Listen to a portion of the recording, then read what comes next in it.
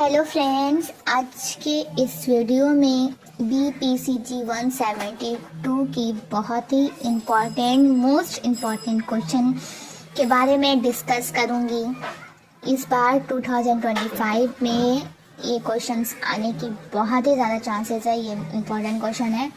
Question क्या है? Psychology, its origin and evolution. उसका ओरिजिन कैसे हुआ और ये इवोल्यूशन कैसे किया। तो आइए इसको रीड करते हैं और समझने की कोशिश करते हैं। ये समझने के बाद उम्मीद है कि आप लोग इसे अपने लैंग्वेज में भी लिख सकते हैं। तो आइए वीडियो को शुरू करते हैं। The origin of psychology dates back to 1870s. The term psychology is derived from two Greek words. Psyche means soul or breath, and logos means knowledge or study or investigation of something. The word psychology was not in common use before the 19th century, and the field of psychology did not actually become an independent science until the middle of the 9th century.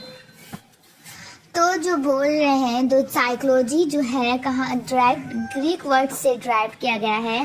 Psyche का means होता है soul और breath, और लोगस means होता है knowledge और study. मतलब soul के बारे में हम लोग स्टडी करते हैं, सोल के बारे में नॉलेज लेते हैं। और जो साइकोलॉजी जो वर्ड है 19th सेंचुरी से पहले इतनी कॉमन यूज़ नहीं होता था जैसे कि अभी हो रहा है। पहले ये बहुत ही रेयर केसेस में इस्तेमाल किया जाता था वर्ड साइकोलॉजी, लेकिन 19th सेंचुरी के बाद, मिडल ऑफ 19th सेंचुरी, ये अब कॉमन यूज़ होने लगा।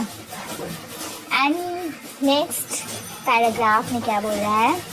Psychology emerge as an independent academic discipline in 1879 when a German professor Wilhelm Wundt established the first psychology laboratory at the University of Leipzig, Germany.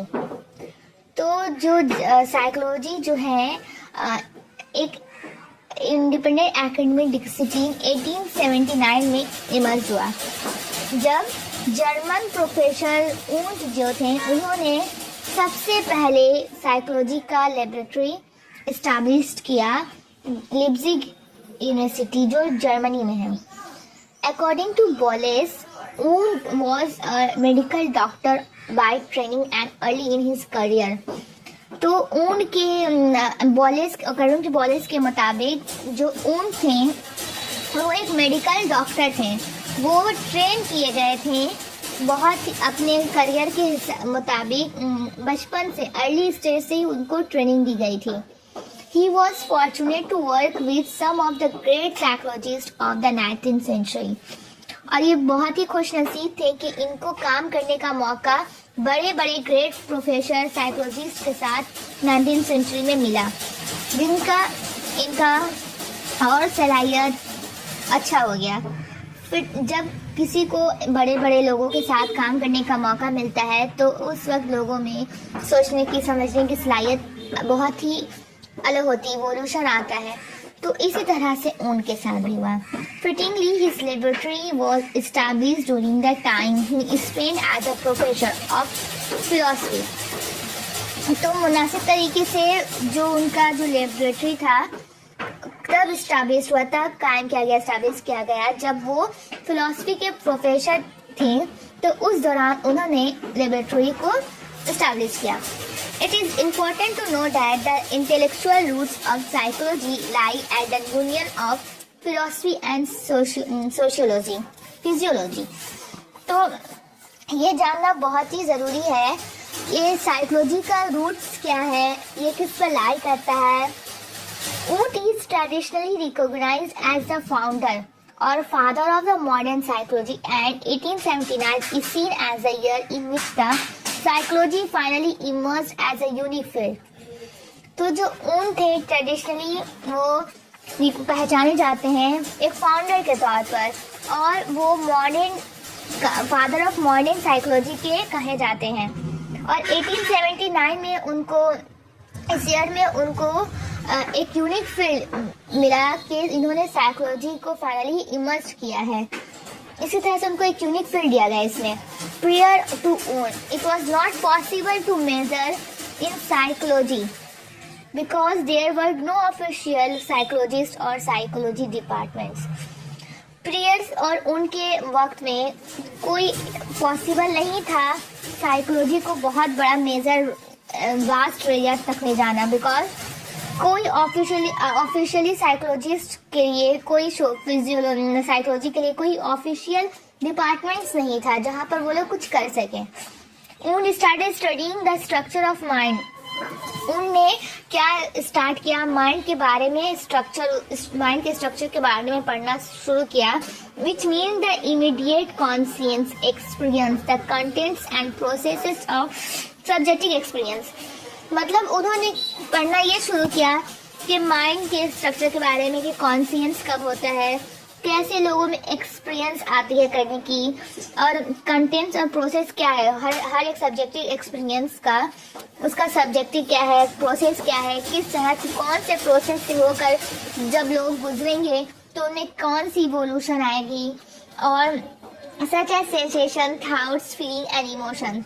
और feelings के बारे में पढ़ना study करना शुरू किया कि लोगों में कितने तरह के फीलिंग्स होती है, वो लोग कब कैसे फीलिंग पर कैसे रिएक्ट करते हैं, कैसे कौन सा इमोशन होता है जो लोगों को बहुत ही ज़्यादा एक्साइट कर देता है, कौन सा इमोशन के ज़रिए बहुत ही ज़्यादा लोग खुश होते हैं। अलग अलग कई किस्म के इमोशन के बारे में पढ़ा, और थॉट्स, सोचने, इंसान कब क्या सोचता है, कौन से हालात में, कौन से स्टेज में लोग ये सोचने की कैपेबिलिटी रखते हैं। तो ये बहुत सारी वास्ट इसकी एरिया है, तो उन्होंने इस बारे में पढ़ना शुरू किया। दस इस तरह formally psychology was recognised as an independent science इन 1879। इस तरह फॉर्मली साइकोलॉजी जो है पहचाना गया इंडिपेंडेंट, आज़ाद साइंस, इंडिपेंडेंट साइंस कब? 1879 में साइकोलॉजी को एक इंडिपेंडेंट साइंस कर दिया गया, रिकॉग्नाइज कर दिया गया। Let us now look at how psychology has been defined. चलो अब हम लोग देखते हैं कि साइकोलॉजी को किस तरह से डिफाइन कर सकते हैं। तो आज के वीडियो में बस इतना ही। उम्मीद है कि आपको समझ में आया होगा कि क्या साइकोलॉजी की ऑरिजिन और इवोल्यूशन क्या थी, कैसे हुआ। कुछ नहीं समझ में आया तो कमेंट कर सकते हैं, आपको कमेंट में इसका रिप्लाई किया जाएगा। और अगर मेरे चैनल पर नए हैं तो चैनल को सब्सक्राइब कर ले, और नेक्स्ट वीडियो में मैं इसकी डिफिनेशन ऑफ साइकोलॉजी अच्छे से बताऊंगी। दोस्तों ये टॉपिक बहुत इंपॉर्टेंट है एग्जाम पॉइंट ऑफ व्यू, तो प्लीज़ इस टॉपिक को छोड़े ना, अच्छे से पढ़ कर जाए। Thank you.